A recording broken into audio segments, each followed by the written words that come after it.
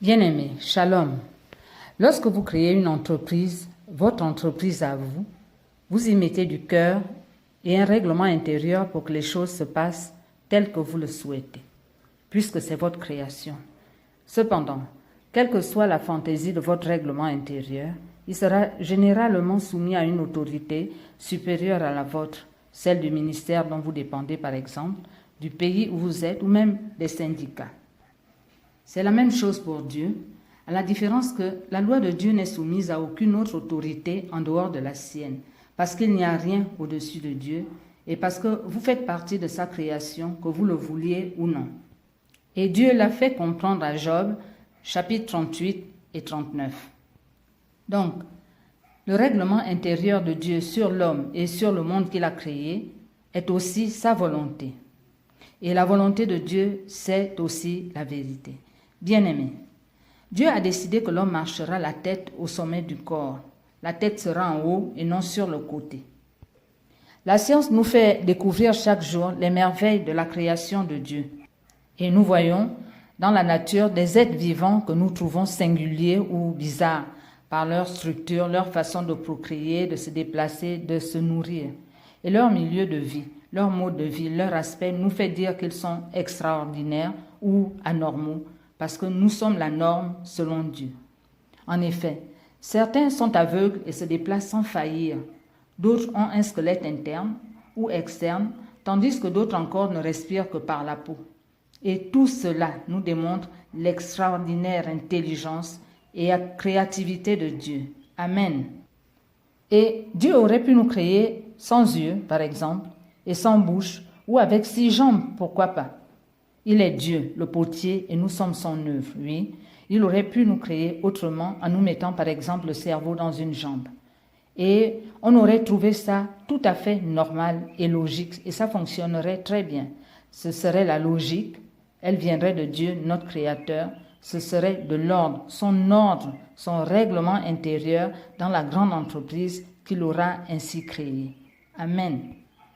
Mais Dieu ne l'a pas fait. Il a choisi de nous faire tels que nous sommes et c'est cela la vérité. Bien-aimés, c'est quoi la vérité? Eh bien, la vérité, c'est ce que Dieu a décidé qu'elle sera. La vérité, c'est la façon dont Dieu a décidé que les choses doivent être. La vérité, frères et sœurs, c'est la volonté de Dieu pour chaque être, pour chaque chose, telle que lui, le Créateur, l'a émise, telle qu'il veut qu'elle soit établie, telle qu'il veut qu'elle fonctionne. La vérité, c'est tout simplement la logique de Dieu. Cette logique qui doit devenir la nôtre si nous voulons vivre et subsister et porter du fruit chez lui, étant donné que nous sommes ses créatures et que nous bénéficions de sa création. Et cette logique soutient tout, englobe tout, concerne tout le monde. Shalom. Mais Dieu ne va pas se soumettre à une loi émise par quelqu'un d'autre dans son entreprise, puisque c'est lui l'origine de la loi, c'est lui qui l'a créée.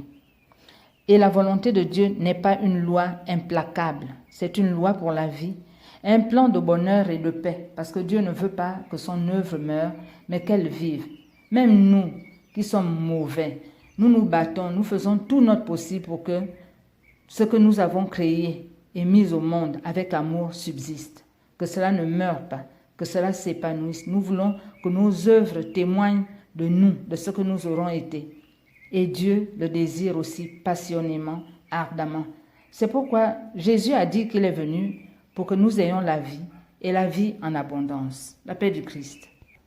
Jésus a dit à Pilate que c'est pour cela qu'il est venu, pour rendre témoignage à la vérité. Jean 18, 37, 38. Et Pilate n'a pas compris.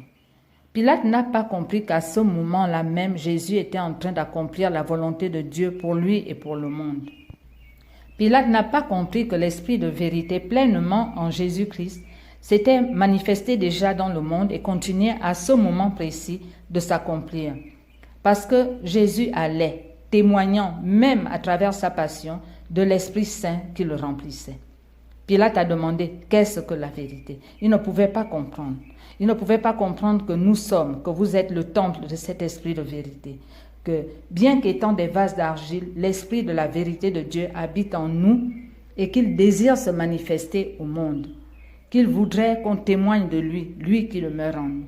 Dieu merci, nous ne sommes pas Pilate et nous comprenons. Nous comprenons que l'Esprit Saint, l'Esprit de vérité, demeure en nous et qu'il n'y est pas venu pour se tourner les pouces, mais pour que vous le montriez au monde, pour que vous en témoigniez, parce que c'est lui la volonté de Dieu pour vous et moi, c'est lui la loi de Dieu pour vous et moi, c'est lui la vérité de Dieu pour notre accomplissement. La paix du Christ. Bien-aimés, voulez-vous accomplir la volonté de Dieu? Alors, cherchez tout d'abord la vérité divine pour vous. Qu'est-ce que Dieu a dit pour vous? Nous savons que pour chacun de ses enfants, de ceux qui ont reçu son Esprit Saint, appelé aussi l'Esprit de vérité, Dieu, à travers cet Esprit, vous a enseigné quelque chose à son propre sujet et à votre sujet. De quoi s'agit-il? Que vous a-t-il dit? Qu'est-ce qu'il vous a montré et amené à comprendre? Jésus nous a parlé de cet Esprit Saint en disant qu'il nous mènera à la vérité tout entière. De quoi s'agit-il vous concernant? Qui êtes-vous en Christ? La paix du Christ. Parce que la vérité, bien-aimée, c'est ce que Dieu a dit de vous. C'est ce qu'il a dit que vous serez, ce qu'il a dit que vous ferez pour faire fleurir votre identité en Jésus-Christ. Et c'est une loi qui demande votre coopération pour que vous viviez. Il a dit, je mettrai ma loi en eux. C'est lui la loi nouvelle à laquelle vous devez obéir. Alors, bien-aimés, interrogez-le et soyez bénis au nom de Jésus-Christ. Amen. Alléluia.